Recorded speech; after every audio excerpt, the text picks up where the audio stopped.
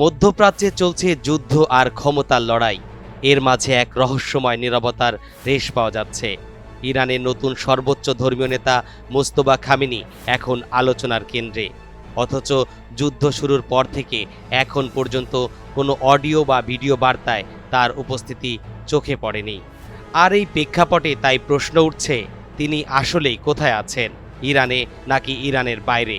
আর যদি সামনে নাই থাকেন, তাহলে ইরানের হয়ে হরমুজ প্রণালী বন্ধ বা খোলা রাখার মতো গুরুত্বপূর্ণ সিদ্ধান্ত নিচ্ছে কারা? পিতা আয়াতুল্লাহ আলী খামেনি হত্যার পর ক্ষমতায় আসেন মোস্তফা খামেনি, কিন্তু ৬ সপ্তাহ পেরিয়ে গেলেও তিনি প্রকাশ্যে আসেননি একবারও। না কোনো ভাষণ, না কোনো সরাসরি বার্তা। তার বদলে রাষ্ট্রীয় টেলিভিশনে তার নামে বিবৃতি পড়া হচ্ছে, সোশ্যাল মিডিয়ায় তার বক্তব্য পোস্ট করা হচ্ছে। এ যেন এক অদ্ভুত বাস্তবতা। নেতা আছেন বটে, কিন্তু আবার নেই। তবে এই অনুপস্থিতি কি দুর্বলতা, নাকি এক ধরনের কৌশলগত অবস্থান? বিশ্লেষকরা বলছেন এটা নিছকই কোনো অনুপস্থিতি নয়, বরং একটি কৌশলগত নীরবতা।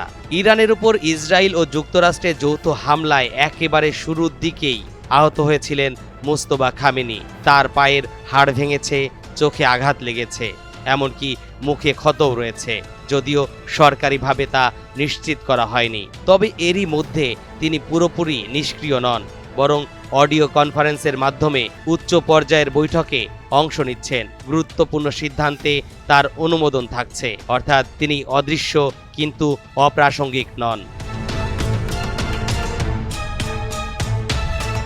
আবার এই অবস্থায় দৃশ্যপটে সামনে এসেছেন ইরানের অন্য কিছু নতুন মুখ, বিশেষ করে মোহাম্মদ বাঘের কালিবাফ। তিনি শুধু পার্লামেন্টের স্পিকার নন, বরং কূটনীতি ও সামরিক দুই দিকেই এখন গুরুত্বপূর্ণ মুখ হয়ে উঠেছেন। ইসলামাবাদে যুক্তরাষ্ট্রের সঙ্গে প্রথম দফার শান্তি আলোচনায় তিনি ইরানি প্রতিনিধি দলের নেতৃত্ব দিয়েছেন। তার সঙ্গে ছিলেন পররাষ্ট্রমন্ত্রী আব্বাস আরাকচি।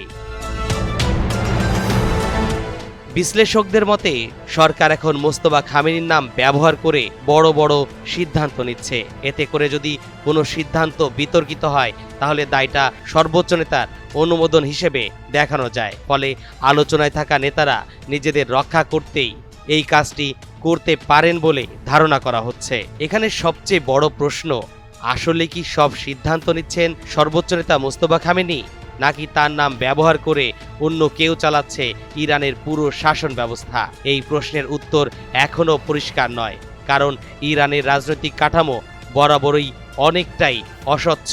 এখানে ক্ষমতা শুধু একজনের হাতে সীমাবদ্ধ নয়, বরং সামরিক, ধর্মীয় এবং রাজনৈতিক শক্তির এক জটিল ভারসাম্যের উপর দাঁড়িয়ে আছে।